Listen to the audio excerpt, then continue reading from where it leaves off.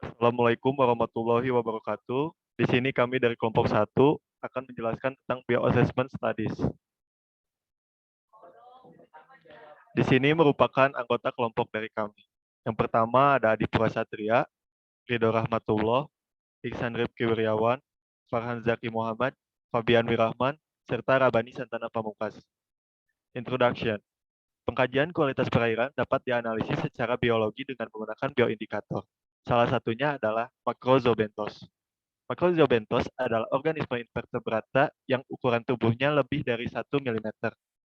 Hidup di dasar perairan, hidup sesil, merayap, atau menggali lubang, menurut Lively dan Parsons pada tahun 1993. Kualitas perairan Sungai Kapuas, Kota Sintang ditinjau dari keanekaragaman Macrorhizobenthos.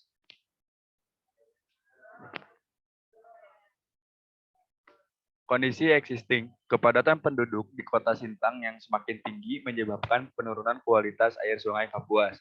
Hal itu diakibatkan pencemaran limbah yang masuk ke badan sungai. Di sekitar bantaran sungai banyak ditemukan pipa pembuangan. Dapat diartikan bahwa kondisi limbah domestik yang dihasilkan penduduk sekitar itu langsung dibuang ke badan Sungai Kapuas.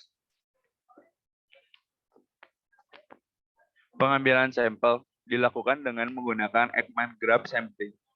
Dengan luas bukaan 15 kali 15 cm, sampel bentos yang didapatkan dimasukkan ke dalam kantong plastik berlabel yang diawetkan dengan formalin 4%.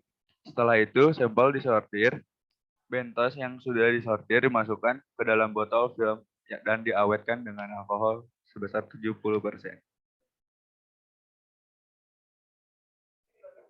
Selanjutnya, film Macrorhizobenthos yang ditemukan pada badan Sungai Kapuas, yaitu ada film dari Annelida, film yaitu kelas Oligochaeta dari genus Limnodrilus dan Lumbriculus yang berbentuk seperti cacing. Kemudian ada film Arthropoda, yaitu kelas Insecta dari genus Crinomaus dan Probezia.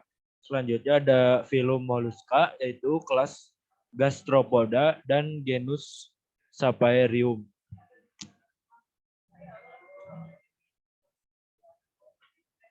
Statement menarik dari jurnal yang kami teliti yaitu ditemukannya kelas Limnodrilus yang merupakan spesies kosmopolit sering ditemukan dan mendominasi pada air yang tercemar bahan organik maupun tidak. Jadi ditemukannya kelas Limnodrilus ini mengindikasikan adanya cemaran bahan organik pada badan sungai. Yang selanjutnya ada kelas Insecta yang ditemukan pada badan Sungai Kapuas, itu kepadatan Chronomaus dan Probezia dikarenakan kondisi perairan yang kurang mendukung bagi kehidupan genus tersebut, yaitu substrat pada dasar sungai yang didominasi oleh debu atau lumpur. Hal ini berkaitan dengan parameter kualitas air sungai yaitu TDS, TSS, dan TS.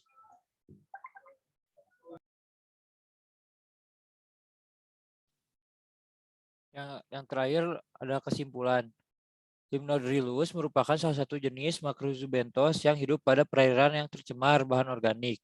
Nilai kandungan bahan organik berupa COD dan BOD yang didapatkan nilai 3,6 sampai 7,5 dan substrat berupa lumpur, TSS, TDS, dan TS yang cukup tinggi di stasiun V dan L, yaitu 73 dan 62,26, sangat mendukung kehidupan Limnodrilus.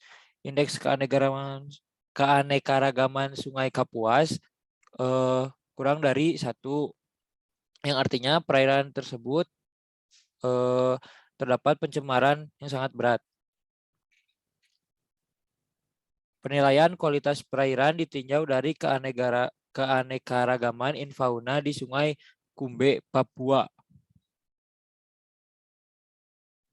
Baik, selanjutnya ada kondisi existing. Sungai Kumbe terletak di Kabupaten Merauke. Sungai Kumbe yang terletak di 140 derajat bujur timur, 140 derajat lintang, 37 derajat bujur timur, dan 8 lintang selatan di bagian hulu sungai, dan 140 derajat bujur timur dan 8 derajat 21 lintang selatan di muara sungai yang berbatasan dengan Laut Arafura.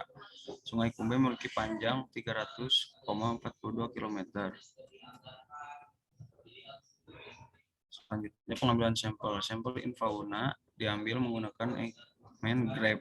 Pengambilan sampel diulang sebanyak 3 kali dalam satu lokasi. Penanganan sampel infauna secara umum dilakukan dalam beberapa tahap, yaitu penyaringan, penyortiran, pengawetan, dan identifikasi. Penyaringan dan penyortiran dilakukan dengan menggunakan wadah saringan halus atau saringan bertingkat dengan ukuran diameter pori kurang lebih 500 mikrometer hingga sampel infauna terpisah dari serasa dan sedimen. Infauna hasil penyortiran dimasukkan ke dalam botol film dan yang telah diberikan label lalu diawetkan dengan alkohol 70%. Lalu berikutnya ada filum Macrozubenthos.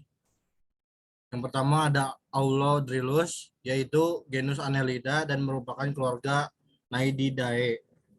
Selanjutnya ada Clinotanipus, yaitu genus pengusir hama dalam subkeluarga Tanipodnae dari keluarga cacing. Selanjutnya ada Chironomus, yaitu genus pengusir hama subfamilia Chironominae termasuk keluarga cacing. Lalu selanjutnya ada statement menarik dari jurnal yang telah kami analisa. Yang pertama ada di perairan Sungai Kumbe ditemukan 6 genera infauna yang tergolong dalam 2 famili, yaitu Chironimidae 5 genus dan Tubivicidae. Selanjutnya ada Sungai Kumbe. Selanjutnya yaitu Sungai Kumbe merupakan salah satu dari 3 sungai besar di Kabupaten Merauke, Provinsi Papua, yang memiliki tipe substrat berpasir, berlumpur, dalam, lebar, dan berlokasi di dataran rendah. Yang ketiga yaitu kelas Annelida yang hidup sebagai bentos disebut meobenthos, yakni tertanam di dalam sedimen. Kelas ini biasa ditemukan di dataran rendah dan berlimpah di dalam badan-badan air tercemar. Selanjutnya ada kesimpulan dari Sungai Kumbe. Indeks keanekaragaman Sungai Kumbe kurang dari 1, yang mana termasuk kategori rendah yang berarti keadaan perairan tersebut mulai terganggu. Kemudian yang kedua, kehidupan bentos di habitat perairan tawar pada umumnya didominasi oleh anggota-anggota kelas Mollusca, Annelida, dan Insecta.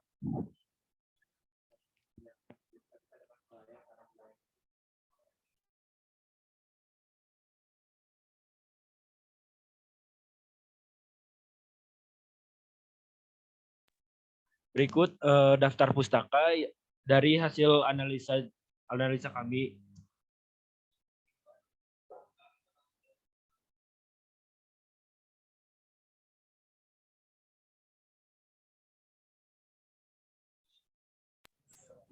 Terima kasih atas perhatiannya. Mohon maaf apabila ada kesalahan.